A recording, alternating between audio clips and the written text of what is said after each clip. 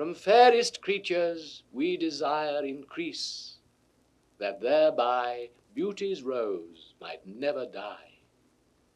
But as the riper should by time decease, his tender air might bear his memory. But thou, contracted to thine own bright eyes, feed'st thy light's flame with self-substantial fuel, making a famine where abundance lies, thyself thy foe, to thy sweet self too cruel. Thou that art now the world's fresh ornament, and only herald to the gaudy spring, within thine own bud buryest thy content, and tender churl makest waste in niggarding. Pity the world, or else this glutton be, to eat the world's due by the grave and thee. When 40 winters shall besiege thy brow, and dig deep trenches in thy beauty's field, thy youth's proud livery, so gazed on now, will be a tattered weed of small worth held. Then being asked where all thy beauty lies, where all the treasure of thy lusty days, to say within thine own deep sunken eyes, were an all-eating shame and thriftless praise. How much more praise deserved thy beauty's use, if thou couldst answer, this fair child of mine shall sum my count and make my old excuse, proving his beauty by succession thine. This were to be new made when thou art old, and see thy blood warm when thou feel'st it cold. Look in thy glass, and tell the face thou viewest, now is the time that face should form another, whose fresh repair, if now thou not renewest, thou dost beguile the world, unbless some mother. For where is she so fair, whose uneared womb disdains the tillage of thy husbandry? Or who is he so fond will be the tomb of his self-love to stop posterity? Thou art thy mother's glass, and she in thee calls back the lovely April of her prime. So thou, through windows of thine age, shalt see, despite of wrinkles, this thy golden time. But if thou live, remembered not to be, die single, and thine image dies with thee. Unthrifty loveliness, why dost thou spend upon thyself thy beauty's legacy? Nature's bequest gives nothing, but doth lend, and being frank, she lends to those are free. Then, beauteous niggard, why dost thou abuse the bounteous largesse given thee to give? Profitless usurer, why dost thou use so great a sum of sums, yet canst not live? For having traffic with thyself alone, thou of thyself thy sweet self dost deceive. Then how, when nature calls thee to be gone, what acceptable audit canst thou leave? Thy unused beauty must be tombed with thee, which used lives the executor to be. Those hours that with gentle work did frame the lovely gaze, where every eye doth dwell, will play the tyrants to the very same, and that unfair which fairly doth excel. For never resting time leads summer on to hideous winter, and confounds him there, sap checked with frost, and lusty leaves quite gone, beauty o'ersnowed, and bareness everywhere. Then were not summer's distillation left, a liquid prisoner pent in walls of glass. Beauty's effect with beauty were bereft, nor it nor no remembrance what it was. But flowers distilled, though they with winter meet, lees but their show. Their substance still lives sweet.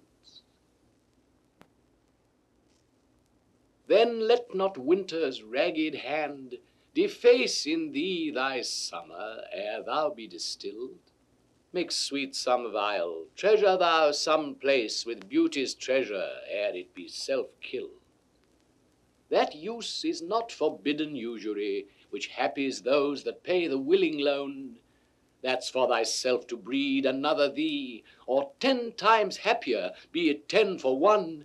10 times thyself were happier than thou art, if 10 of thine 10 times refigured thee. Then what could death do if thou shouldst depart, leaving thee living in posterity? Be not self-willed, for thou art much too fair to be death's conquest and make worms thine heir. Lo, in the Orient, when the gracious light lifts up his burning head, each under eye doth homage to his new appearing sight, serving with looks his sacred majesty. And having climbed the steep up heavenly hill, resembling strong youth in his middle age, yet mortal looks adore his beauty still, attending on his golden pilgrimage. But when from highmost pitch with weary car, like feeble age, he reeleth from the day, the eyes foreduteous now converted are from his low tract, and look another way. So thou, thyself outgoing in thy noon, unlooked on diest, unless thou get a son. Music to hear, why hear'st thou music sadly? Sweets with sweets war not, joy delights in joy. Why lov'st thou that which thou receiv'st not gladly, or else receiv'st with pleasure thine annoy? If the true concord of well-tuned sounds, by unions married, do offend thine ear, they do but sweetly chide thee, who confounds in singleness the parts that thou shouldst bear. Mark how one string, sweet husband to another, strikes each in each by mutual ordering, resembling sire and child and happy mother, who all in one pleasing note do sing, whose speechless song, being many, seeming one, sings this to thee: thou single wilt prove none. Is it for fear to wet a widow's eye that thou consumest thyself in single life? Ah, if thou, issueless, shalt hap to die, the world will wail thee like a makeless wife. The world will be thy widow, and still weep that thou no form of thee hast left behind, when every private widow well may keep by children's eyes her husband's shape in mind. Look, what an unthrift in the world doth spend shifts but his place, for still the world enjoys it. But beauty's waste hath in the world an end, and kept unused, the user so destroys it. No love toward others in that bosom sits, that on himself such murderous shame commits. For shame deny that thou bear'st love to any, who for thyself art so unprovident. Grant, if thou wilt, thou art beloved of many, but that thou none lovest is most evident. For thou art so possessed with murderous hate, that gainst thyself thou stick'st not to conspire, seeking that beauteous roof to ruinate, which to repair should be thy chief desire. O change thy thought, that I may change my mind. Shall hate be fairer lodged than gentle love? Be as thy presence is, gracious and kind, or to thyself at least kind-hearted prove. Make thee another self for love of me, that beauty still may live in thine or thee. As fast as thou shalt wane, so fast thou growest in one of thine from that which thou departest, and that fresh blood which youngly thou bestowest, thou mayst call thine when thou from youth convertest. Herein lives wisdom, beauty, and increase. Without this, folly, age, and cold decay. If all were minded so, the time should cease, and 80 years would make the world away. Let those whom nature hath not made for store, harsh, featureless, and rude, barrenly perish. Look, whom she best endowed, she gave the more, which bounteous gift thou shouldst in bounty cherish. She carved thee for her seal, and meant thereby thou shouldst print more, not let that copy die. When I do count the clock that tells the time, and see the brave day sunk in hideous night, when I behold the violet past prime, and sable curls all silvered o'er with white, when lofty trees I see, barren of leaves, which erst from heat did canopy the herd, and summer's green all girded up in sheaves, borne on the bier with white and bristly beard, then of thy beauty do I question make, that thou among the wastes of time must go, since sweets and beauties do themselves forsake, and die as fast as they see others grow. And nothing gainst time's scythe can make defense, save breed to brave him when he takes thee hence. Oh, that you were yourself, but love, you are no longer yours than you yourself here live. Against this coming end you should prepare, and your sweet semblance to some other give. So should that beauty which you hold in lease find no determination. Then you were yourself again after yourself's decease, when your sweet issue, your sweet form should bear. Who lets so fair a house fall to decay, which husbandry and honor might uphold against the stormy gusts of winter's day, and barren rage of death's eternal cold?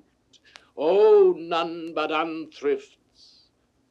Dear my love, you know you had a father. Let your son say so. Not from the stars do I my judgment pluck, and yet methinks I have astronomy, but not to tell of good or evil luck, of plagues, of dearths, or seasons' quality.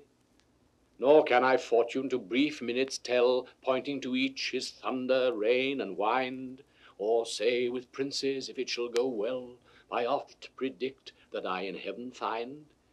But from thine eyes my knowledge I derive, and constant stars in them I read such art as truth and beauty shall together thrive, if from thyself to store thou wouldst convert. Or else of thee this I prognosticate: thy end is truth's and beauty's doom and date.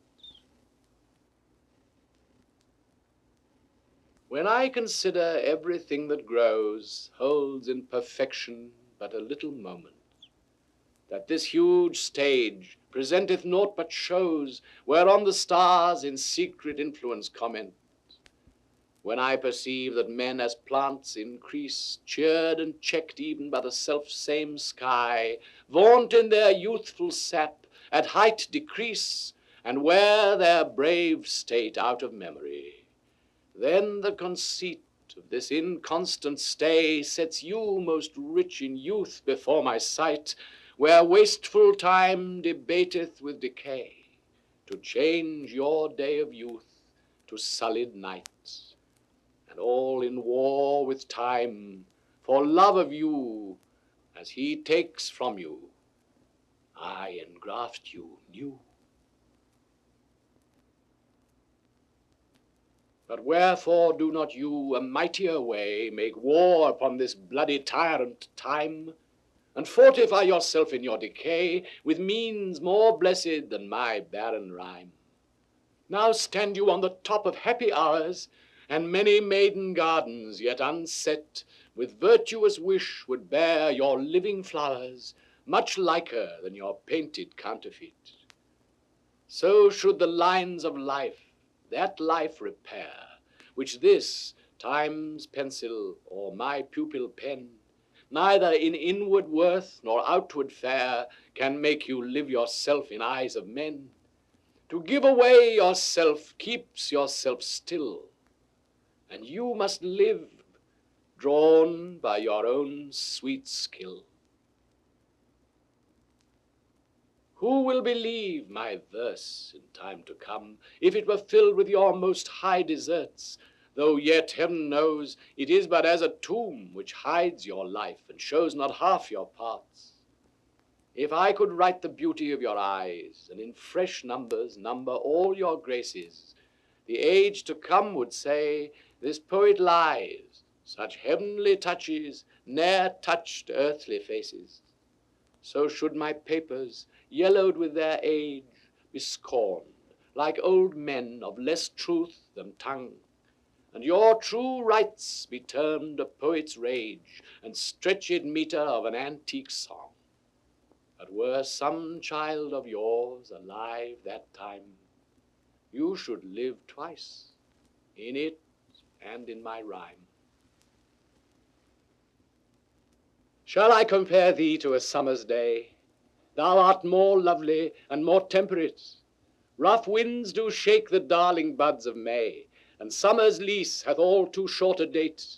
Sometime too hot the eye of heaven shines, and often is his gold complexion dimmed, and every fair from fair sometime declines, by chance or nature's changing course untrimmed. But thy eternal summer shall not fade, nor lose possession of that fair thou owest, nor shall death brag thou wanderest in his shade, when in eternal lines to time thou growest. So long as men can breathe, or eyes can see, so long lives this, and this gives life to thee. Devouring time, blunt thou the lion's paws, and make the earth devour her own sweet brood. Pluck the keen teeth from the fierce tiger's jaws, and burn the long-lived phoenix in her blood. Make glad and sorry seasons as thou fleet'st, and do whate'er thou wilt, swift-footed time, to the wide world and all her fading sweets. But I forbid thee one most heinous crime. O carve not with thy hours my love's fair brow, nor draw no lines there with thine antique pen. Him in thy course untainted do allow, for beauty's pattern to succeeding men. Yet do thy worst, old time, despite thy wrong, my love shall in my verse ever live young. A woman's face with nature's own hand painted hast thou, the master mistress of my passion. A woman's gentle heart, but not acquainted with shifting change, as is false women's fashion. An eye more bright than theirs, less false in rolling, gilding the object whereupon it gazeth. A man in hue, all hues in his controlling, which steals men's eyes and women's souls amazeth. And for a woman wert thou first created, till nature, as she wrought thee, fell a doting, and by addition me of thee defeated, by adding one thing to my purpose nothing. But since she pricked thee out for women's pleasure, mine be thy love, and thy love's use their treasure. My glass shall not persuade me I am old, so long as youth and thou are of one date. But when in thee time's furrows I behold, then look I death my days should expiate. For all that beauty that doth cover thee is but the seemly raiment of my heart, which in thy breast doth live as thine in me. How can I then be elder than thou art? O therefore, love, be of thyself so wary, as I not for myself but for thee will, bearing thy heart, which I will keep so chary as tender nurse her babe from faring ill. Presume not on thy heart when mine is slain. Thou gavest me thine, not to give back again. as an unperfect actor on the stage, who with his fear is put besides his part, or some fierce thing replete with too much rage, whose strength's abundance weakens his own heart. So I, for fear of trust, forget to say the perfect ceremony of love's rites, and in mine own love's strength seem to decay, o'ercharged with burthen of mine own love's might. Oh, let my books be then the eloquence and dumb presagers of my speaking breast, who plead for love and look for recompense more than that tongue that more hath more expressed.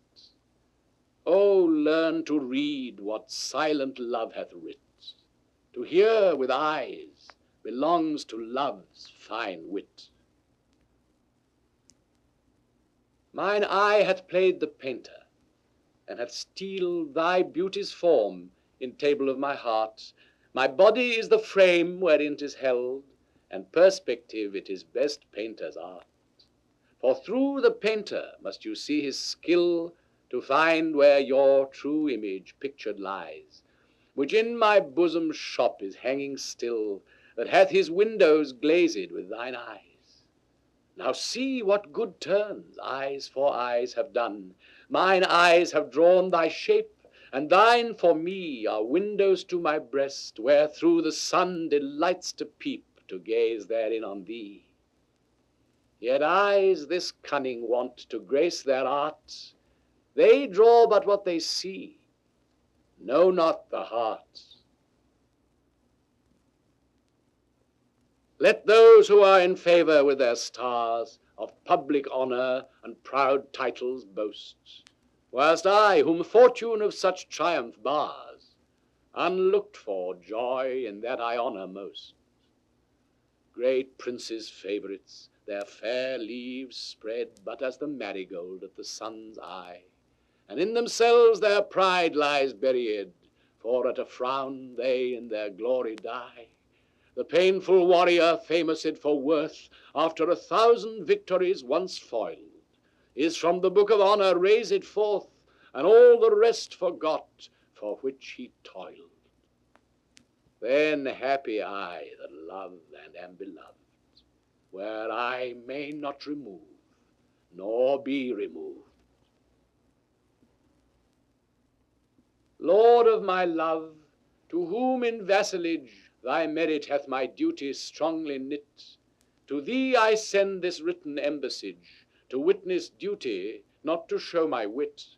Duty so great, which wit so poor as mine may make seem bare, in wanting words to show it, but that I hope some good conceit of thine, in thy soul's thought all naked, will bestow it.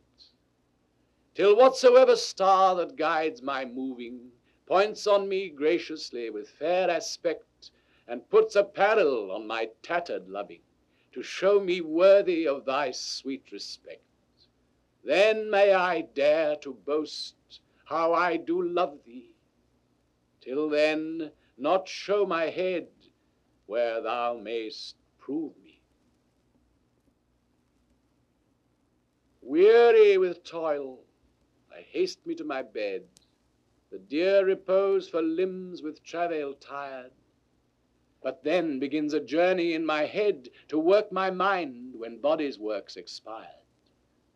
For then my thoughts from far where I abide intend a zealous pilgrimage to thee, and keep my drooping eyelids open wide, looking on darkness which the blind do see, save that my soul's imaginary sight presents thy shadow to my sightless view, which like a jewel hung in ghastly night makes black night beauteous and her old face new.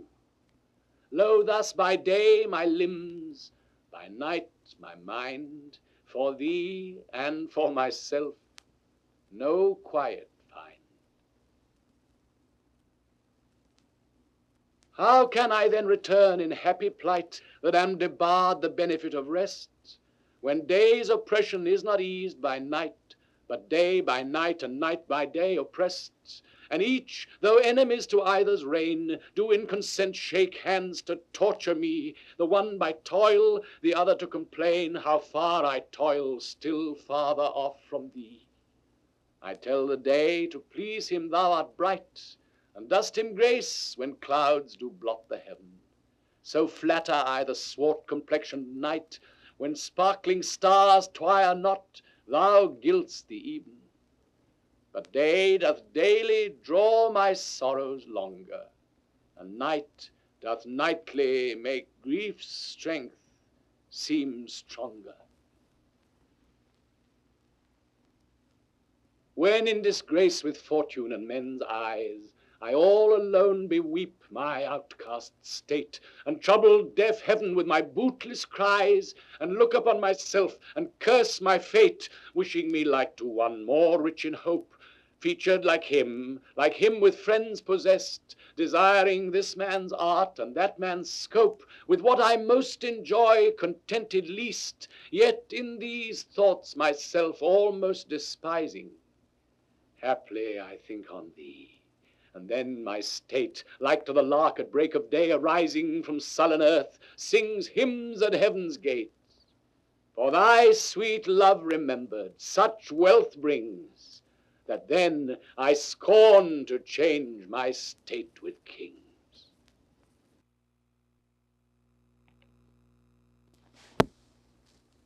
When to the sessions of sweet silent thought I summon up remembrance of things past, I sigh the lack of many a thing I sought, and with old woes new wail my dear time's waste. Then can I drown an eye unused to flow for precious friends hid in death's dateless night, and weep afresh love's long since cancelled woe, and moan the expense of many a vanished sight. Then can I grieve at grievances foregone, and heavily from woe to woe tell o'er the sad account of fore-bemoaned moan, which I new pay as if not paid before. But if the while I think on thee, dear friend, all losses are restored, and sorrows end. Thy bosom is endeared with all hearts which I by lacking have supposed dead, and there reigns love and all love's loving parts, and all those friends which I thought buried. How many a holy and obsequious tear hath dear religious love stolen from mine eye as interest of the dead, which now appear but things removed that hidden in thee lie. Thou art the grave where buried love doth live, hung with the trophies of my lovers gone, who all their parts of me to thee did give, that due of many now is thine alone. Their images I loved, I view in thee, and thou, all they, hast all the all of me. If thou survive my well-contented day, when that churl death my bones with dust shall cover, and shalt by fortune once more resurvey these poor rude lines of thy deceased lover, compare them with the bettering of the time, and though they be outstripped by every pen, reserve them for my love, not for their rhyme, exceeded by the height of happier men. O then vouchsafe me but this loving thought: had my friend's muse grown with this growing age, a dearer birth than this his love had brought, to march in ranks of better equipage. But since he died, and poets better prove, theirs for their style I'll read, his for his love. Full many a glorious morning have I seen flatter the mountain tops with sovereign eye, kissing with golden face the meadows green, gilding pale streams with heavenly alchemy, anon permit the basest clouds to ride with ugly wrack on his celestial face, and from the forlorn world his visage hide, stealing unseen to west with this disgrace. Even so my sun one early morn did shine with all triumphant splendor on my brow. But out, alack, he was but 1 hour mine. The region cloud hath masked him from me now. Yet him for this my love no whit disdaineth. Sons of the world may stain when heaven's sun staineth. Why didst thou promise such a beauteous day, and make me travel forth without my cloak, to let base clouds o'ertake me in my way, hiding thy bravery in their rotten smoke? 'Tis not enough that through the cloud thou break to dry the rain on my storm-beaten face. For no man well of such a salve can speak that heals the wound and cures not the disgrace. Nor can thy shame give physic to my grief. Though thou repent, yet I have still the loss. The offender's sorrow lends but weak relief to him that bears the strong offence's cross. Ah, but those tears are pearl which thy love sheds, and they are rich, and ransom all ill deeds. No more be grieved at that which thou hast done. Roses have thorns, and silver fountains mud. Clouds and eclipses stain both moon and sun, and loathsome canker lives in sweetest bud. All men make faults, and even I in this, authorizing thy trespass with compare, myself corrupting, salving thy amiss, excusing thy sins more than thy sins are. For to thy sensual fault I bring in sense. Thy adverse party is thy advocate, and 'gainst myself a lawful plea commence. Such civil war is in my love and hate, that I an accessory needs must be to that sweet thief which sourly robs from me. Let me confess that we two must be twain, although our undivided loves are one. So shall those blots that do with me remain, without thy help, by me be borne alone. In our two loves there is but one respect, though in our lives a separable spite, which though it alter not love's sole effect, yet doth it steal sweet hours from love's delight. I may not evermore acknowledge thee, lest my bewailed guilt should do thee shame, nor thou with public kindness honor me, unless thou take that honor from thy name. But do not so. I love thee in such sort, as thou being mine, mine is thy good report. As a decrepit father takes delight to see his active child do deeds of youth, so I, made lame by fortune's dearest spite, take all my comfort of thy worth and truth. For whether beauty, birth, or wealth, or wit, or any of these all, or more entitled in thy parts to crowned sit, I make my love engrafted to this store. So then I am not lame, poor, nor despised, whilst that this shadow doth such substance give, that I in thy abundance am sufficed, and by a part of all thy glory live. Look what is best, that best I wish in thee. This wish I have, then 10 times happy be. How can my muse want subject to invent, while thou dost breathe, that pour'st into my verse thine own sweet argument, too excellent for every vulgar paper to rehearse? O give thyself the thanks, if aught in me worthy perusal stand against thy sight. For who's so dumb that cannot write to thee, when thou thyself dost give invention light? Be thou the 10th muse, 10 times more in worth than those old 9 which rhymers invocate, and he that calls on thee, let him bring forth eternal numbers to outlive long dates. If my slight muse do please these curious days, the pain be mine, but thine shall be the praise. Take all my loves, my love, yea, take them all. What hast thou then more than thou hadst before? No love, my love, that thou mayst true love call. All mine was thine before thou hadst this more. Then if for my love thou my love receivest, I cannot blame thee, for my love thou usest, but yet be blamed if thou thyself deceivest by wilful taste of what thyself refusest. I do forgive thy robbery, gentle thief, although thou steal thee all my poverty. And yet love knows it is a greater grief to bear love's wrong than hate's known injury. Lascivious grace, in whom all ill well shows, kill me with spites, yet we must not be foes.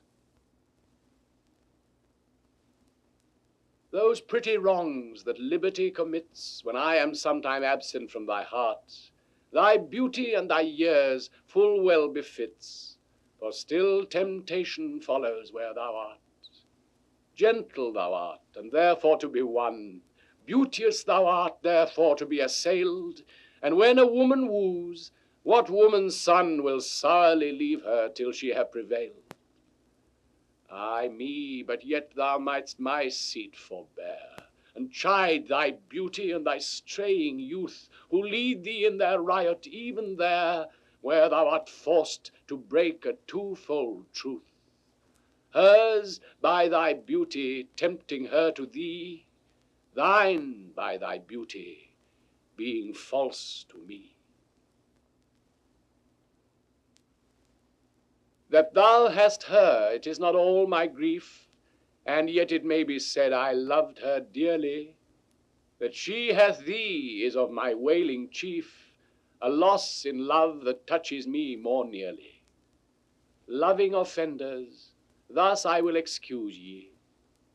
Thou dost love her because thou know'st I love her. And for my sake even so doth she abuse me, suffering my friend for my sake to approve her. If I lose thee, my loss is my love's gain, and losing her, my friend hath found that loss. Both find each other, and I lose both twain, and both for my sake lay on me this cross. But here's the joy. My friend and I are one. Sweet flattery, then she loves but me alone. If the dull substance of my flesh were thought, injurious distance should not stop my way, for then, despite of space, I would be brought from limits far remote where thou dost stay. No matter then, although my foot did stand upon the farthest earth removed from thee, for nimble thought can jump both sea and land as soon as think the place where he would be.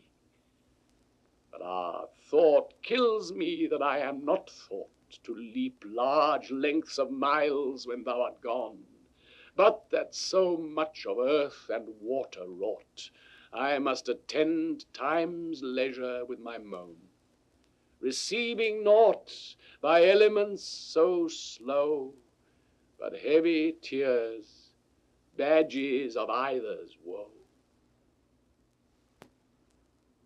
Mine eye and heart are at a mortal war, how to divide the conquest of thy sight. Mine eye, my heart, thy picture's sight would bar. My heart, mine eye, the freedom of that right. My heart doth plead that thou in him dost lie, a closet never pierced with crystal eyes. But the defendant doth that plea deny, and says in him thy fair appearance lies. To side this title is impaneled a quest of thoughts, all tenants to the heart, and by their verdict is determined the clear eye's moiety and the dear heart's part. As thus, mine eye's due is thine outward part, and my heart's right, thine inward love of heart.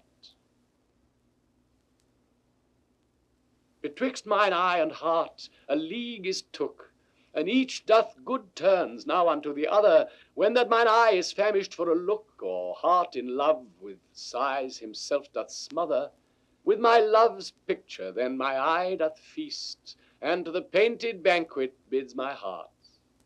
Another time mine eye is my heart's guest, and in his thoughts of love doth share a part.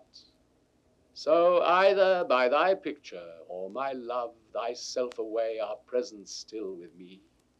For thou not farther than my thoughts canst move, and I am still with them, and they with thee. Or if they sleep, thy picture in my sight awakes my heart to heart's and eyes' delight. How careful was I, when I took my way, each trifle under truest bars to thrust, that to my use it might unused stay from hands of falsehood in sure wards of trust. But thou, to whom my jewels trifles are, most worthy comfort, now my greatest grief, thou best of dearest and mine only care, art left the prey of every vulgar thief. Thee have I not locked up in any chest, save where thou art not, though I feel thou art, within the gentle closure of my breast, from whence at pleasure thou mayst come and part.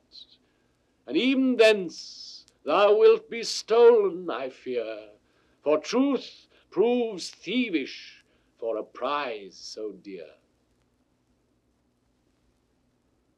Against that time, if ever that time come, when I shall see thee frown on my defects, when as thy love hath cast his utmost sum, called to that audit by advised respects, against that time, when thou shalt strangely pass, and scarcely greet me with that sun thine eye, when love, converted from the thing it was, shall reasons find of settled gravity. Against that time do I ensconce me here within the knowledge of mine own desert, and this my hand against myself uprear, to guard the lawful reasons on thy part. To leave poor me, thou hast the strength of laws, since why to love I can allege no cause. How heavy do I journey on the way, when what I seek, my weary travels end, doth teach that ease and that repose to say, thus far the miles are measured from thy friend. The beast that bears me, tired with my woe, plods dully on, to bear that weight in me, as if by some instinct the wretch did know his rider loved not speed, being made from thee. The bloody spur cannot provoke him on, that sometimes anger thrusts into his hide, which heavily he answers with a groan, more sharp to me than spurring to his side. For that same groan doth put this in my mind, my grief lies onward, and my joy behind. Thus can my love excuse the slow offense of my dull bearer, when from thee I speed. From where thou art, why should I haste me thence? Till I return, of posting is no need. Oh, what excuse will my poor beast then find, when swift extremity can seem but slow? Then should I spur, though mounted on the wind, in winged speed no motion shall I know. Then can no horse with my desire keep pace, therefore desire of perfect love being made shall neigh, no dull flesh in his fiery race. But love for love thus shall excuse my jade, since from thee going he went wilful slow. Towards thee I'll run, and give him leave to go. So am I as the rich, whose blessed key can bring him to his sweet uplocked treasure, the which he will not every hour survey, for blunting the fine point of seldom pleasure. Therefore are feasts so solemn and so rare, since seldom coming in the long year set, like stones of worth, they thinly placed are, or capped in jewels in the carcanet. So is the time that keeps you as my chest, or as the wardrobe which the robe doth hide, to make some special instant special blessed, by new unfolding his imprisoned pride. Blessed are you, whose worthiness gives scope, being had to triumph, being lacked to hope. What is your substance? Whereof are you made, that millions of strange shadows on you tend, since every one hath every one shade, and you but one can every shadow lend? Describe Adonis, and the counterfeit is poorly imitated after you. On Helen's cheek all art of beauty set, and you in Grecian tires are painted new. Speak of the spring and foison of the year. The one doth shadow of your beauty show, the other as your bounty doth appear, and you in every blessed shape we know. In all external grace you have some part, but you like none, none you, for constant heart. Oh, how much more doth beauty beauteous seem by that sweet ornament which truth doth give. The rose looks fair, but fairer we it deem for that sweet odor which doth in it live. The canker blooms have full as deep a dye as the perfumed tincture of the roses, hang on such thorns and play as wantonly when summer's breath their masked buds discloses. But for their virtue only is their show. They live unwooed, an unrespected fade, die to themselves. Sweet roses do not so. Of their sweet deaths are sweetest odors made. And so of you, beauteous and lovely youth, when that shall vade, my verse distills your truth. Not marble nor the gilded monuments of princes shall outlive this powerful rhyme, but you shall shine more bright in these contents than unswept stone besmeared with sluttish time.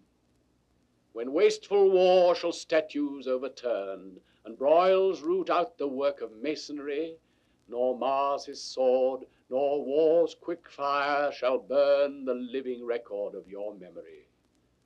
'Gainst death and all oblivious enmity shall you pace forth, your praise shall still find room, even in the eyes of all posterity that wear this world out to the ending doom. So till the judgment that yourself arise, you live in this, and dwell in lovers' eyes. Sweet love, renew thy force. Be it not said thy edge should blunter be than appetite, which but today by feeding is allayed, tomorrow sharpened in his former might. So love be thou, although today thou fill thy hungry eyes, even till they wink with fullness, tomorrow see again, and do not kill the spirit of love with a perpetual dullness. Let this sad interim like the ocean be, which parts the shore, where two contracted new come daily to the banks, that when they see return of love, more blessed may be the view. Or call it winter, which, being full of care, makes summer's welcome thrice more wished, more rare. Being your slave, what should I do but tend upon the hours and times of your desire? I have no precious time at all to spend, nor services to do till you require. Nor dare I chide the world without end hour, whilst I, my sovereign, watch the clock for you, nor think the bitterness of absence sour, when you have bid your servant once adieu. Nor dare I question with my jealous thought where you may be, or your affairs suppose, but like a sad slave stay and think of naught, save where you are, how happy you make those.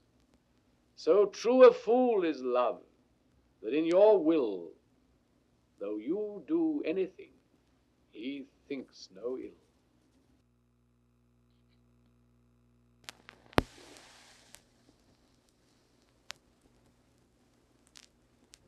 That God forbid that made me first your slave, I should in thought control your times of pleasure, or at your hand the account of hours to crave, being your vassal, bound to stay your leisure.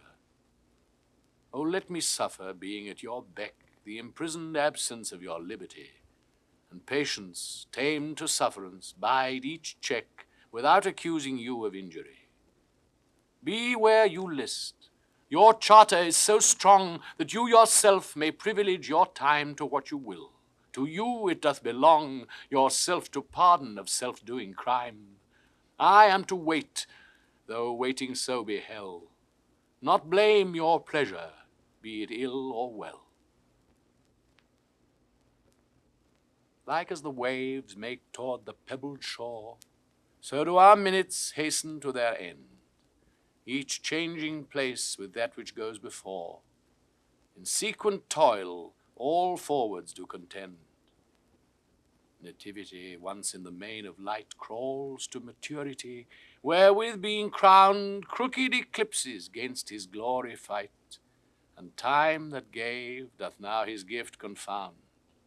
Time doth transfix the flourish set on youth, and delves the parallels in beauty's brow, feeds on the rarities of nature's truth, and nothing stands but for his scythe to mow.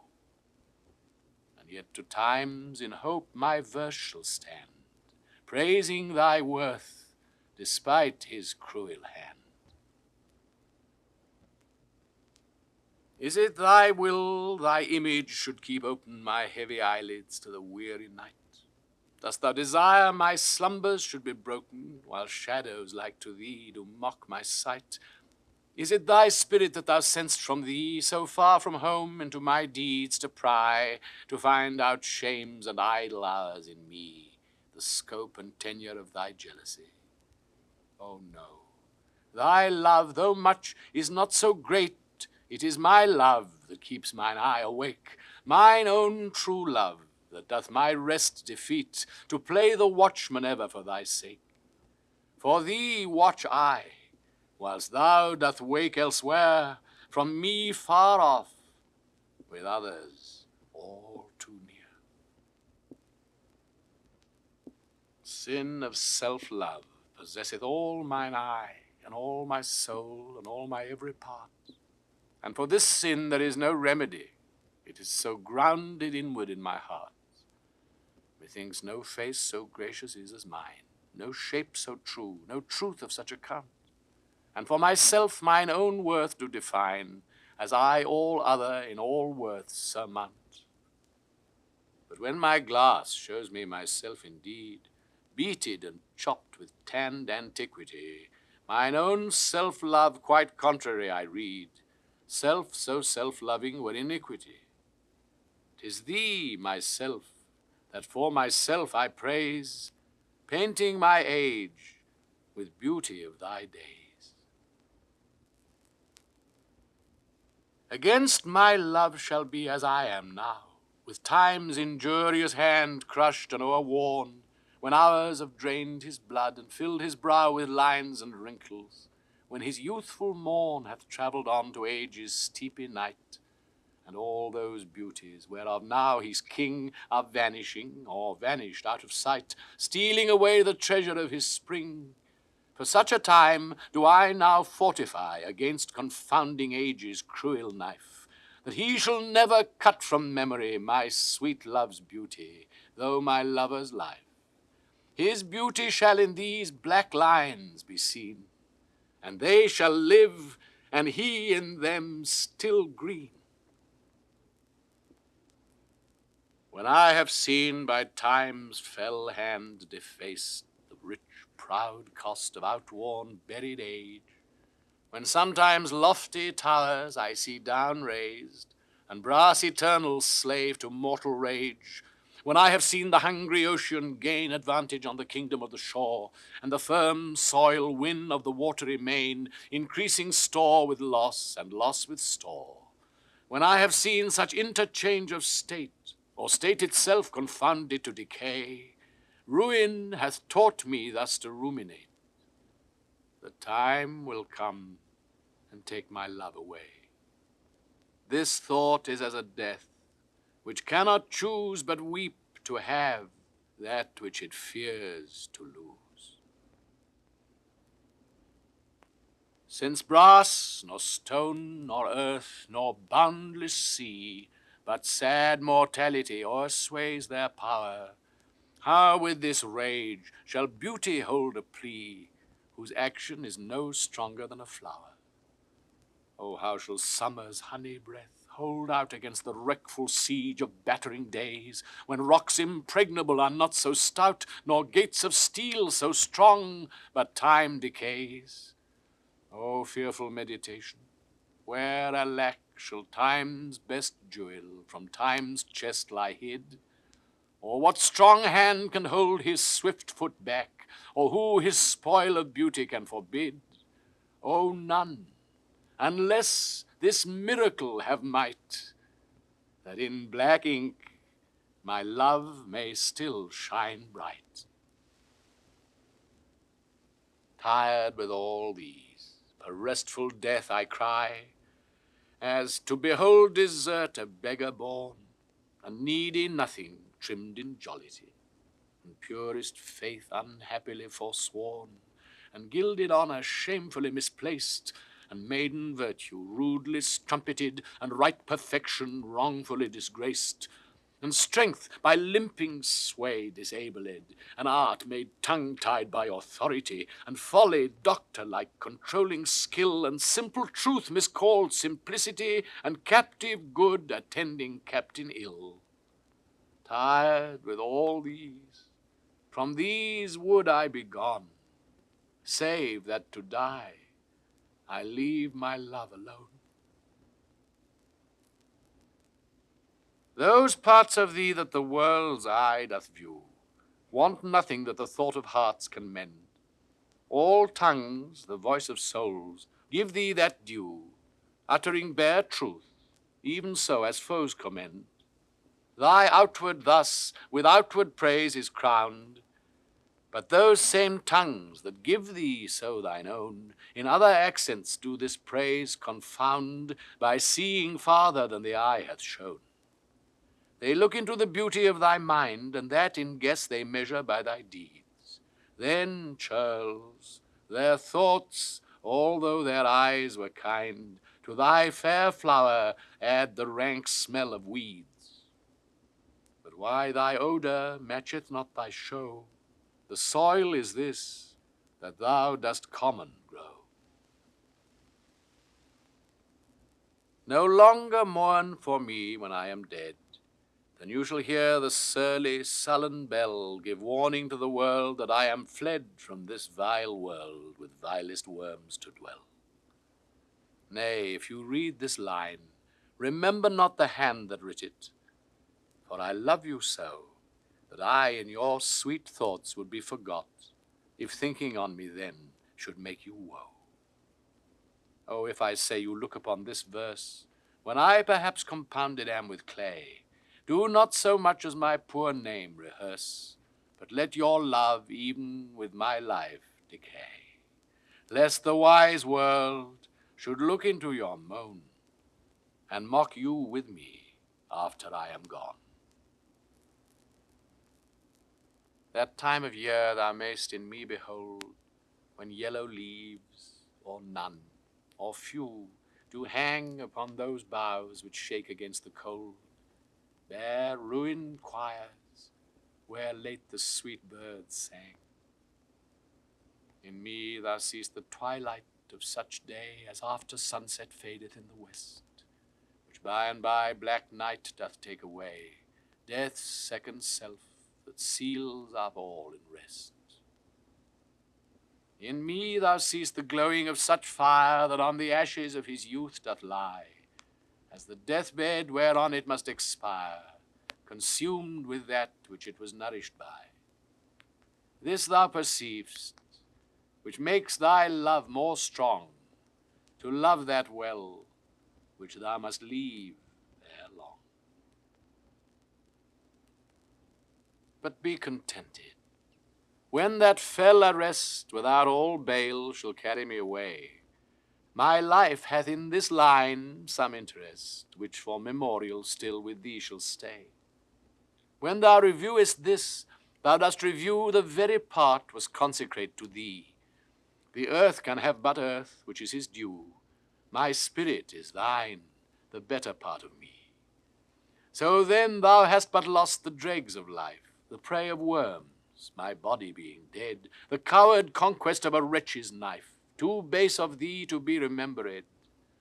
The worth of that is that which it contains, and that is this, and this with thee remains. So are you to my thoughts as food to life, or as sweet seasoned showers are to the ground. And for the peace of you I hold such strife as twixt a miser and his wealth is found. Now proud as an enjoyer, and anon doubting the filching age will steal his treasure, now counting best to be with you alone, then better that the world may see my pleasure. Sometimes all full with feasting on your sight, and by clean starved for a look, possessing or pursuing no delight, save what is had or must from you betook. Thus do I pine and surfeit day by day, or gluttoning on all, or all away. Why is my verse so barren of new pride, so far from variation or quick change? Why with the time do I not glance aside to new-found methods and to compounds strange? Why write I still all one, ever the same, and keep invention in a noted weed, that every word doth almost tell my name, showing their birth and where they did proceed? Oh no, sweet love, I always write of you, and you and love are still my argument. So all my best is dressing old words new, spending again what is already spent. For as the sun is daily new and old, so is my love, still telling what is told. Whilst I alone did call upon thy aid, my verse alone had all thy gentle grace. But now my gracious numbers are decayed, and my sick muse doth give another place. I grant, sweet love, thy lovely argument deserves the travail of a worthier pen. Yet what of thee thy poet doth invent, he robs thee of, and pays it thee again. He lends thee virtue, and he stole that word from thy behavior. Beauty doth he give, and found it in thy cheek. He can afford no praise to thee, but what in thee doth live. Then thank him not for that which he doth say, since what he owes thee, thou thyself dost pay. Oh, how I faint when I of you do write, knowing a better spirit doth use your name, and in the praise thereof spends all his might to make me tongue-tied speaking of your fame. But since your worth wide as the ocean is, the humble as the proudest sail doth bear, my saucy bark, inferior far to his, on your broad main doth wilfully appear. Your shallowest help will hold me up afloat, whilst he upon your soundless deep doth ride. Or being wrecked, I am a worthless boat, he of tall building and of goodly pride. Then if he thrive and I be cast away, the worst was this, my love was my decay. Was it the proud full sail of his great verse, bound for the prize of all too precious you, that did my ripe thoughts in my brain inhearse, making their tomb the womb wherein they grew? Was it his spirit, by spirits taught to write above a mortal pitch, that struck me dead? No, neither he, nor his compeers by night giving him aid, my verse astonished. He, nor that affable familiar ghost which nightly gulls him with intelligence, as victors of my silence cannot boast. I was not sick of any fear from thence. But when your countenance filled up his line, then lacked I matter, that enfeebled mine. Farewell, thou art too dear for my possessing, and like enough thou know'st thy estimate. The charter of thy worth gives thee releasing, my bonds in thee are all determinate. For how do I hold thee but by thy granting? And for that riches where is my deserving? The cause of this fair gift in me is wanting, and so my patent back again is swerving. Thyself thou gavest, thy own worth then not knowing, or me to whom thou gavest it else mistaking. So thy great gift, upon misprision growing, comes home again on better judgment making. Thus have I had thee, as a dream doth flatter, in sleep a king, but waking no such matter. Then hate me when thou wilt, if ever now, while the world is bent my deeds to cross, join with the spite of fortune, make me bow, and do not drop in for an after loss. Ah, do not, when my heart hath scaped this sorrow, come in the rearward of a conquered woe. Give not a windy night, a rainy morrow, to linger out a purposed overthrow. If thou wilt leave me, do not leave me last, when other petty griefs have done their spite, but in the onset come. So shall I taste at first the very worst of fortune's might, and other strains of woe which now seem woe, compared with loss of thee, will not seem so.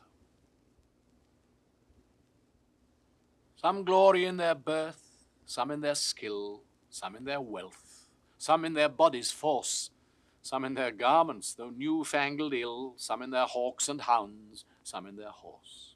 And every humour hath his adjunct pleasure, wherein it finds a joy above the rest. But these particulars are not my measure, all these I better in one general best. Thy love is better than high birth to me, richer than wealth, prouder than garments cost, of more delight than hawks or horses be. And having thee of all men's pride I boast. Wretched in this alone, that thou mayst take all this away, and me most wretched make. But do thy worst to steal thyself away, for term of life thou art assured mine, and life no longer than thy love will stay, for it depends upon that love of thine. Then need I not to fear the worst of wrongs, when in the least of them my life hath end. I see a better state to me belongs, than that which on thy humour doth depend. Thou canst not vex me with inconstant mind, since that my life on thy revolt doth lie. Oh, what a happy title do I find, happy to have thy love, happy to die. But what's so blessed fair, that fears no blot? Thou mayst be false, and yet I know it not. So shall I live, supposing thou art true, like a deceived husband. So love's face may still seem love to me, though altered new. Thy looks with me, thy heart in other place, for there can live no hatred in thine eye, therefore in that I cannot know thy change. In many's looks the false heart's history is writ in moods and frowns and wrinkles strange. But heaven in thy creation did decree that in thy face sweet love should ever dwell. Whate'er thy thoughts or thy heart's workings be, thy looks should nothing thence but sweetness tell. How like Eve's apple doth thy beauty grow, if thy sweet virtue answer not thy show. They that have power to hurt and will do none, that do not do the thing they most do show, who, moving others, are themselves as stone, unmoved, cold, and to temptation slow, they rightly do inherit heaven's graces, and husband nature's riches from expense. They are the lords and owners of their faces, others but stewards of their excellence. The summer's flower is to the summer sweet, though to itself it only live and die. But if that flower with base infection meet, the basest weed outbraves his dignity. For sweetest things turn sourest by their deeds. Lilies that fester smell far worse than weeds. How sweet and lovely dost thou make the shame, which, like a canker in the fragrant rose, doth spot the beauty of thy budding name. Oh, in what sweets dost thou thy sins enclose! That tongue that tells the story of thy days, making lascivious comments on thy sport, cannot dispraise but in a kind of praise, naming thy name, blesses an ill report. Oh, what a mansion have those vices got, which for their habitation chose out thee, where beauty's veil doth cover every blot, and all things turn to fair that eyes can see. Take heed, dear heart, of this large privilege. The hardest knife, ill used, doth lose his edge. Some say thy fault is youth, some wantonness. Some say thy grace is youth and gentle sport. Both grace and faults are loved of more and less. Thou makest faults graces that to thee resort. As on the finger of a throned queen the basest jewel will be well esteemed, so are those errors that in thee are seen to truths translated and for true things deemed. How many lambs might the stern wolf betray, if like a lamb he could his looks translate? How many gazers mightst thou lead away, if thou wouldst use the strength of all thy state? But do not so. I love thee in such sort, as thou being mine, mine is thy good report. How like a winter hath my absence been from thee, the pleasure of the fleeting year! What freezings have I felt, what dark days seen, what old December's bareness everywhere! And yet this time removed was summer's time, the teeming autumn, big with rich increase, bearing the wanton burden of the prime, like widowed wombs after their lord's decease. Yet this abundant issue seemed to me but hope of orphans and unfathered fruit. For summer and his pleasures wait on thee, and thou away, the very birds are mute. Or if they sing, 'tis with so dull a cheer, that leaves look pale, dreading the winter's near. From you have I been absent in the spring, when proud-pied April, dressed in all his trim, hath put a spirit of youth in everything, that heavy Saturn laughed and leapt with him. Yet nor the lays of birds, nor the sweet smell of different flowers in odor and in hue, could make me any summer's story tell, or from their proud lap pluck them where they grew. Nor did I wonder at the lilies white, nor praise the deep vermilion in the rose. They were but sweet, but figures of delight, drawn after you, you pattern of all those. Yet seemed it winter still, and you away, as with your shadow I with these did play. The forward violet thus did I chide. Sweet thief, whence didst thou steal thy sweet that smells, if not from my love's breath? The purple pride which on thy soft cheek for complexion dwells, in my love's veins thou hast too grossly dyed. The lily I condemned for thy hand, and buds of marjoram had stolen thy hair. The roses fearfully on thorns did stand, one blushing shame, another white despair. A third nor red nor white had stolen of both, and to his robbery had annexed thy breath. But for his theft, in pride of all his growth, a vengeful canker eat him up to death. More flowers I noted, yet I none could see, but sweet or color it had stolen from thee. Where art thou, muse, that thou forgetst so long to speak of that which gives thee all thy might? Spend'st thou thy fury on some worthless song, darkening thy power to lend base subjects light? Return, forgetful muse, and straight redeem in gentle numbers time so idly spent. Sing to the ear that doth thy lays esteem, and gives thy pen both skill and argument. Rise, resty muse, my love's sweet face survey, if time have any wrinkle graven there, if any be a satire to decay, and make time's spoils despised everywhere. Give my love fame faster than time wastes life, so thou prevent'st his scythe and crooked knife. Alack, what poverty my muse brings forth, that having such a scope to show her pride, the argument all bare is of more worth than when it hath my added praise beside. Oh, blame me not if I no more can write. Look in your glass, and there appears a face that overgoes my blunt invention quite, dulling my lines and doing me disgrace. Were it not sinful then, striving to mend, to mar the subject that before was well? For to no other pass my verses tend than of your graces and your gifts to tell. And more, much more than in my verse can sit, your own glass shows you when you look in it. To me, fair friend, you never can be old, but as you were when first your eye I eyed, such seems your beauty still. 3 winters cold have from the forests shook 3 summers' pride. 3 beauteous springs to yellow autumn turned, in process of the seasons have I seen. 3 April perfumes in 3 hot Junes burned, since first I saw you fresh, which yet are green.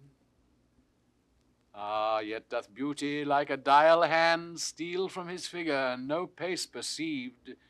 So your sweet hue, which methinks still doth stand, hath motion, and mine eye may be deceived. For fear of which, hear this, thou age unbred, ere you were born, was beauty's summer dead. Let not my love be called idolatry, nor my beloved as an idol show, since all alike my songs and praises be to one of one, still such and ever so. Kind is my love today, tomorrow kind, still constant in a wondrous excellence. Therefore my verse to constancy confined, one thing expressing, leaves out difference. Fair, kind, and true is all my argument, fair, kind, and true, varying to other words, and in this change is my invention spent, 3 themes in one, which wondrous scope affords. Fair, kind, and true have often lived alone, which 3 till now never kept seat in one. When in the chronicle of wasted time I see descriptions of the fairest wights, and beauty making beautiful old rhyme in praise of ladies dead and lovely knights, then in the blazon of sweet beauty's best, of hand, of foot, of lip, of eye, of brow, I see their antique pen would have expressed even such a beauty as you master now. So all their praises are but prophecies of this our time, all you prefiguring. And for they looked but with divining eyes, they had not skill enough your worth to sing. For we, which now behold these present days, have eyes to wonder, but lack tongues to praise. Not mine own fears, nor the prophetic soul of the wide world dreaming on things to come, can yet the lease of my true love control, supposed as forfeit to a confined doom. The mortal moon hath her eclipse endured, and the sad augurs mock their own presage. Incertainties now crown themselves assured, and peace proclaims olives of endless age. Now with the drops of this most balmy time, my love looks fresh, and death to me subscribes, since spite of him I'll live in this poor rhyme, while he insults o'er dull and speechless tribes. And thou in this shalt find thy monument, when tyrants' crests and tombs of brass are spent.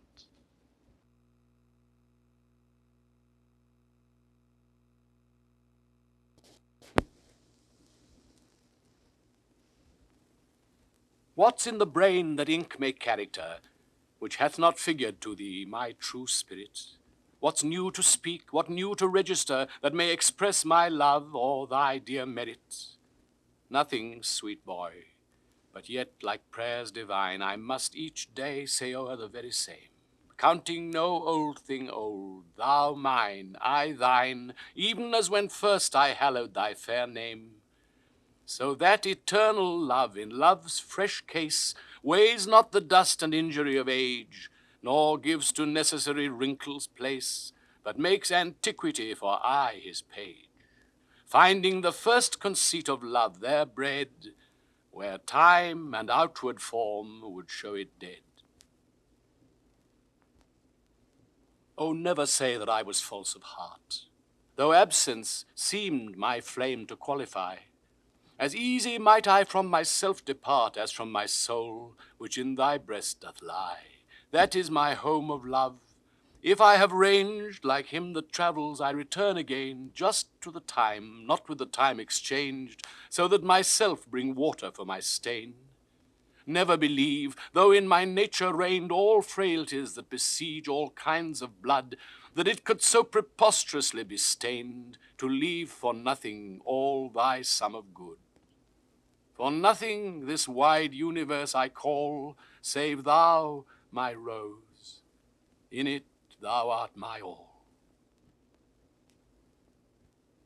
Alas, 'tis true, I have gone here and there, and made myself a motley to the view, gored mine own thoughts, sold cheap what is most dear, made old offences of affections new. Most true it is that I have looked on truth askance and strangely, but by all above, these blenches gave my heart another youth, and worse essays proved thee my best of love. Now all is done, have what shall have no end. Mine appetite I nevermore will grind on newer proof, to try an older friend, a god in love to whom I am confined.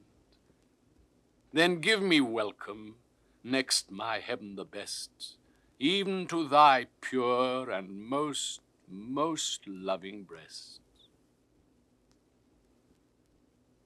Oh, for my sake do you with fortune chide, the guilty goddess of my harmful deeds, that did not better for my life provide than public means which public manners breeds. Thence comes it that my name receives a brand, and almost thence my nature is subdued to what it works in, like the dyer's hand. Pity me then, and wish I were renewed, whilst like a willing patient I will drink potions of Isle 'gainst my strong infection. No bitterness that I will bitter think, nor double penance to correct correction. Pity me then, dear friend, and I assure ye, even that your pity is enough to cure me. Your love and pity doth the impression fill, which vulgar scandal stamped upon my brow. For what care I who calls me well or ill, so you o'er green my bad, my good allow. You are my all the world, and I must strive to know my shames and praises from your tongue. None else to me, nor I to none alive, that my steeled sense or changes right or wrong.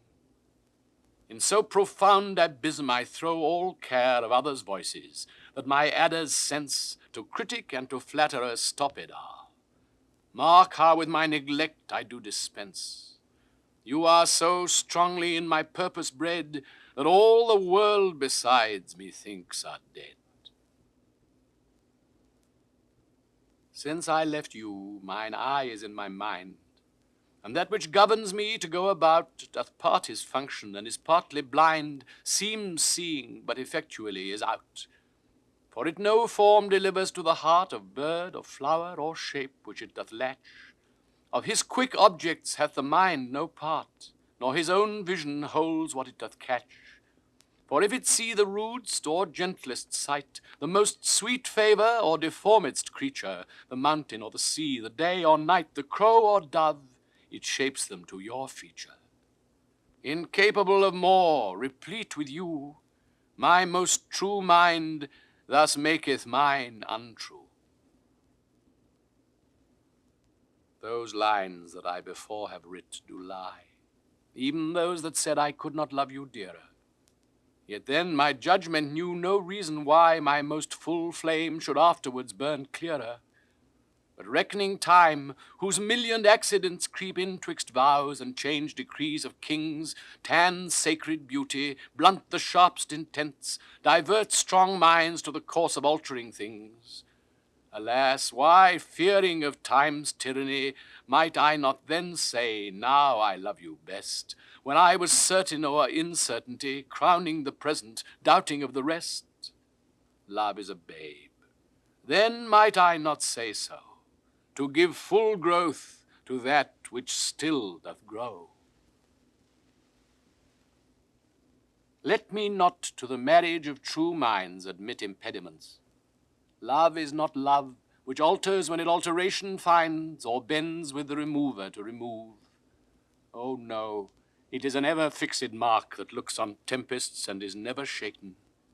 It is the star to every wandering bark, whose worth's unknown, although his height be taken. Love's not time's fool, though rosy lips and cheeks within his bending sickle's compass come. Love alters not with his brief hours and weeks, but bears it out even to the edge of doom.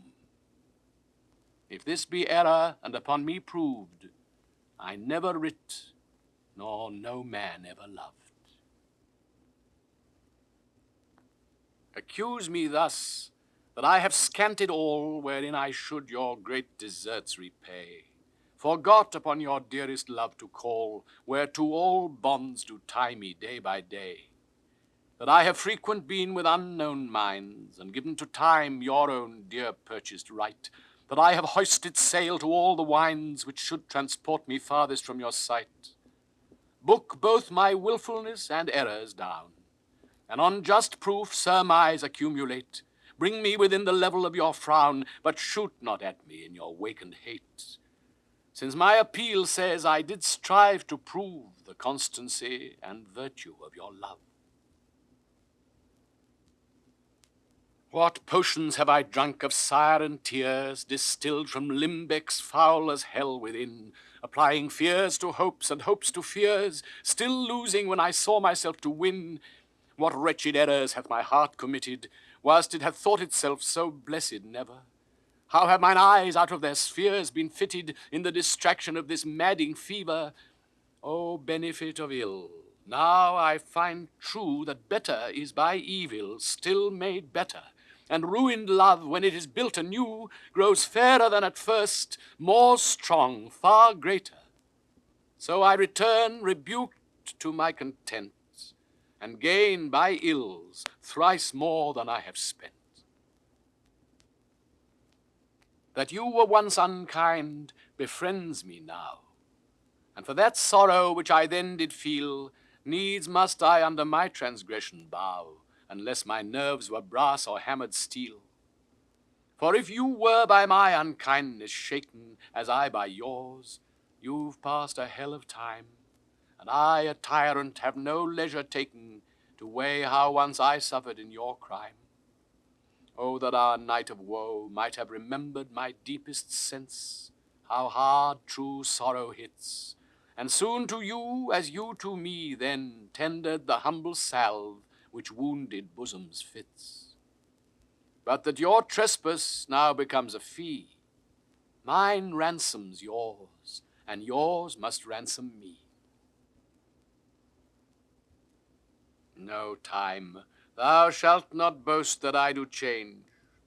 Thy pyramids, built up with newer might, to me are nothing novel, nothing strange. They are but dressings of a former sight. Our dates are brief, and therefore we admire what thou dost foist upon us that is old, and rather make them born to our desire than think that we before have heard them told. Thy registers and thee I both defy. not wondering at the present nor the past, for thy records and what we see doth lie, made more or less by thy continual haste. This I do vow, and this shall ever be, I will be true, despite thy scythe and thee. O thou, my lovely boy, who in thy power dost hold time's fickle glass, his sickle hour, who hast by waning grown, and therein showest thy lover's withering as thy sweet self growest. If nature, sovereign mistress over wrack, as thou goest onwards, still will pluck thee back, she keeps thee to this purpose, that her skill may time disgrace and wretched minutes kill. Yet fear her, O thou minion of her pleasure. She may detain, but not still keep her treasure. Her audit, though delayed, answered must be, and her quietus is to render thee. In the old age, black was not counted fair, or if it were, it bore not beauty's name. But now is black beauty's successive heir, and beauty slandered with a bastard shame. For since each hand hath put on nature's power, fairing the foul with art's false borrowed face, sweet beauty hath no name, no holy bower, but is profaned, if not lives in disgrace.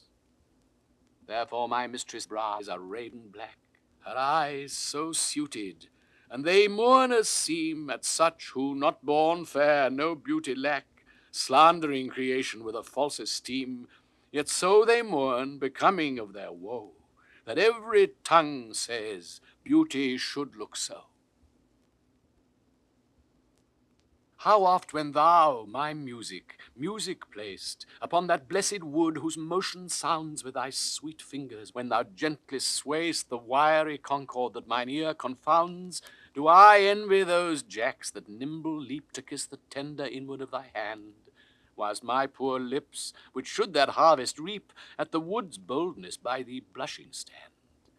To be so tickled, they would change their state and situation with those dancing chips, o'er whom thy fingers walk with gentle gait, making dead wood more blessed than living lips. Since saucy jacks so happy are in this, give them thy fingers, me thy lips to kiss. The expense of spirit in a waste of shame is lust in action. And till action, lust is perjured, murderous, bloody, full of blame, savage, extreme, rude, cruel, not to trust, enjoyed no sooner but despise it straight, past reason hunted, and no sooner had, past reason hated, as a swallowed bait on purpose laid to make the taker mad. Mad in pursuit, and in possession so, had, having, and in quest to have extreme, a bliss in proof and proved a very woe, before a joy proposed, behind a dream. All this the world well knows, yet none knows well to shun the heaven that leads men to this hell. My mistress' eyes are nothing like the sun. Coral is far more red than her lips red. If snow be white, why then her breasts are dun. If hairs be wires, black wires grow on her head. I have seen roses damasked red and white, but no such roses see I in her cheeks. And in some perfumes is there more delight than in the breath that from my mistress reeks. I love to hear her speak, yet well I know that music hath a far more pleasing sound. I grant I never saw a goddess go.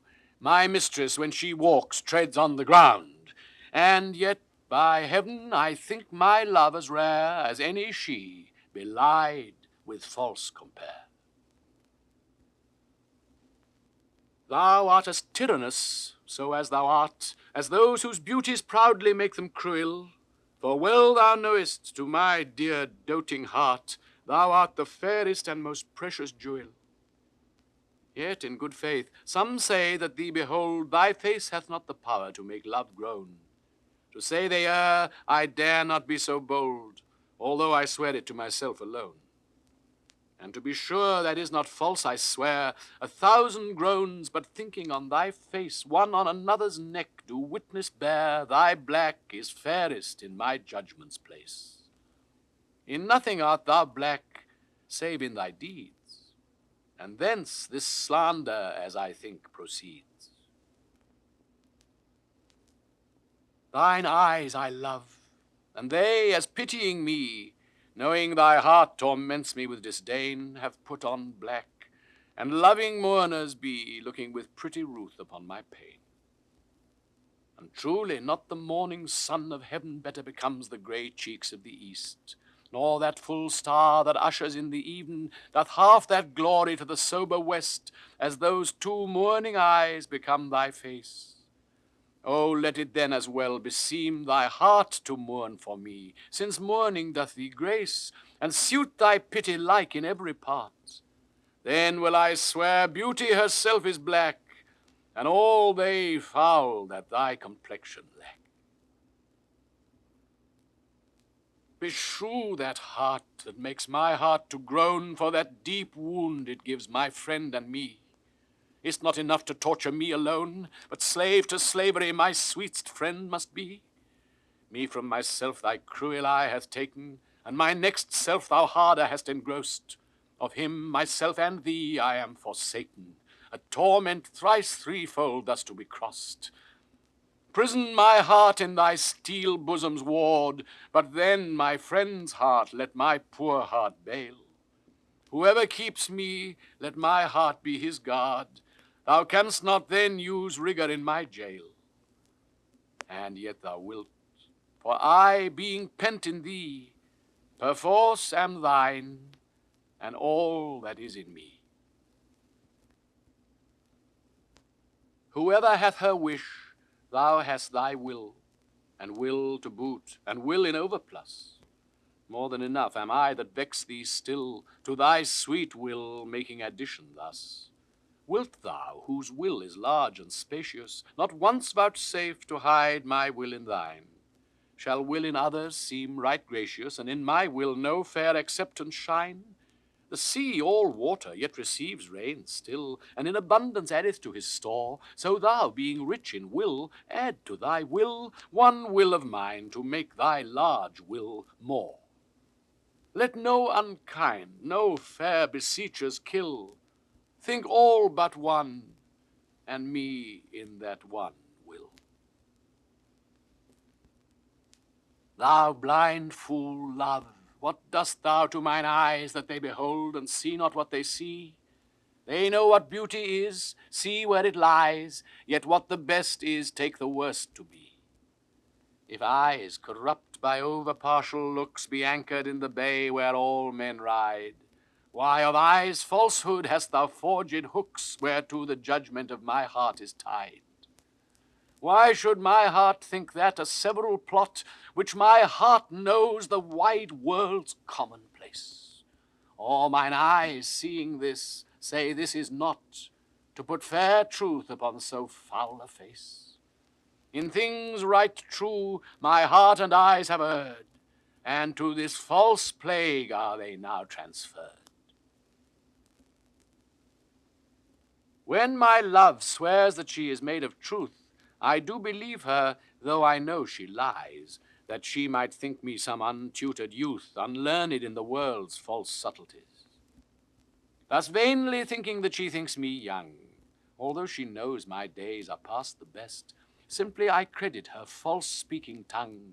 On both sides thus is simple truth suppressed. But wherefore says she not she is unjust? And wherefore say not I that I am old? Oh, love's best habit is in seeming trust. An age in love loves not to have years told. Therefore I lie with her, and she with me, and in our faults by lies we flattered be. Be wise as thou art cruel.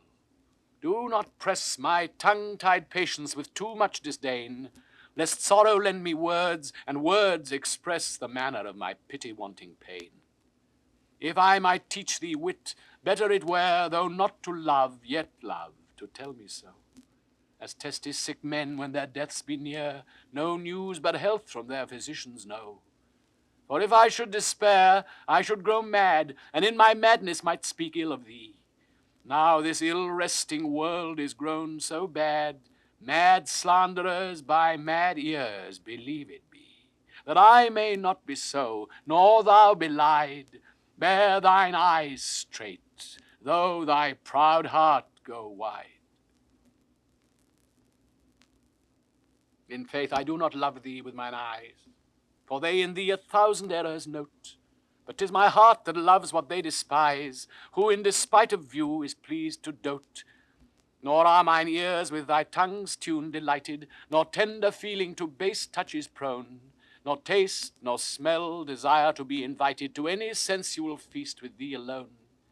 But my 5 wits, nor my 5 senses can dissuade one foolish heart from serving thee, who leaves unswayed the likeness of a man, thy proud heart's slave and vassal wretch to be. Only my plague thus far I count my gain, that she that makes me sin awards me pain. Love is my sin, and thy dear virtue hate. Hate of my sin grounded on sinful loving.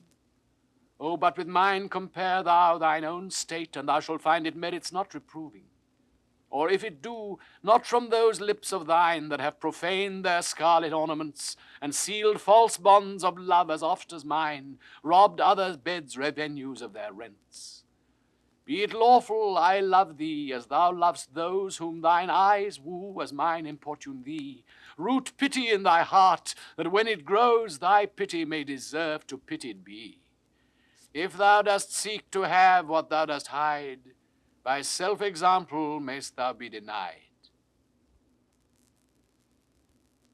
Lo, as a careful husif runs to catch one of her feathered creatures broke away, sets down her babe, and makes all swift dispatch in pursuit of the thing she would have stay, whilst her neglected child holds her in chase, cries to catch her, whose busy care is bent to follow that which flies before her face, not prizing her poor infant's discontent.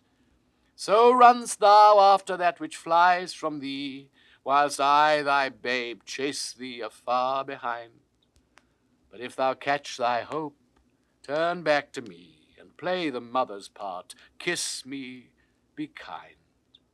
So will I pray that thou mayst have thy will, if thou turn back, and my loud crying still. 2 loves I have of comfort and despair, which like 2 spirits do suggest me still. The better angel is a man right fair, the worser spirit a woman colored ill. To win me soon to hell, my female evil tempteth my better angel from my side, and would corrupt my saint to be a devil, wooing his purity with her foul pride. And whether that my angel be turned fiend, suspect I may, yet not directly tell, but being both from me, both to each friend, I guess one angel in another's hell. Yet this shall I ne'er know, but live in doubt, till my bad angel fire my good one out. Poor soul, the center of my sinful earth, thrall to these rebel powers that thee array, why dost thou pine within and suffer dearth, painting thy outward walls so costly gay? Why so large cost, having so short a lease, dost thou upon thy fading mansions spend? Shall worms, inheritors of this excess, eat up thy charge? Is this thy body's end? Then, soul, live thou upon thy servant's loss, and let that pine to aggravate thy store. Buy terms divine in selling hours of dross, within be fed, without be rich no more. So shalt thou feed on death that feeds on men, and death once dead, there's no more dying then. My love is as a fever, longing still for that which longer nurseth the disease, feeding on that which doth preserve the ill, the uncertain sickly appetite to please. My reason, the physician to my love, angry that his prescriptions are not kept, hath left me, and I desperate now approve desire is death, which physic did accept.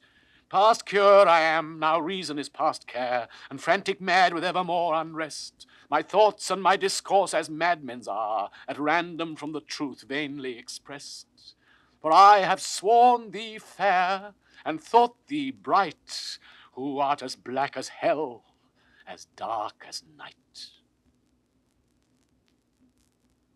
Oh, from what power hast thou this powerful might, with insufficiency my heart to sway, to make me give the lie to my true sight, and swear that brightness doth not grace the day?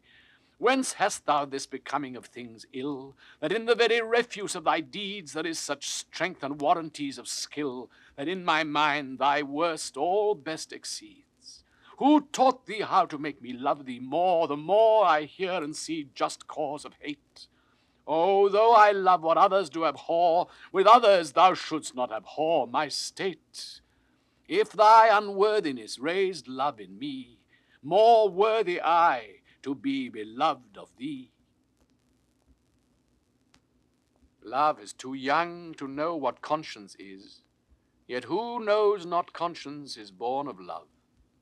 Then, gentle cheater, urge not my amiss, lest guilty of my faults thy sweet self prove. For thou betraying me, I do betray my nobler part to my gross body's treason. My soul doth tell my body that he may triumph in love. Flesh stays no farther reason, but rising at thy name doth point out thee as his triumphant prize. Proud of this pride, he is contented thy poor drudge to be, to stand in thy affairs, fall by thy sides. No want of conscience hold it that I call her love, for whose dear love I rise and fall. In loving thee, thou knowest I am forsworn, but thou art twice forsworn to me, love swearing. In act thy bed vow broke, and new faith torn in vowing new hate after new love bearing. But why of 2 oaths breach do I accuse thee when I break 20? I am perjured most, for all my vows are oaths but to misuse thee, and all my honest faith in thee is lost. For I have sworn deep oaths of thy deep kindness, oaths of thy love, thy truth, thy constancy, and to enlighten thee gave eyes to blindness, or made them swear against the thing they see. For I have sworn thee fair, more perjured I, to swear against the truth so foul a lie.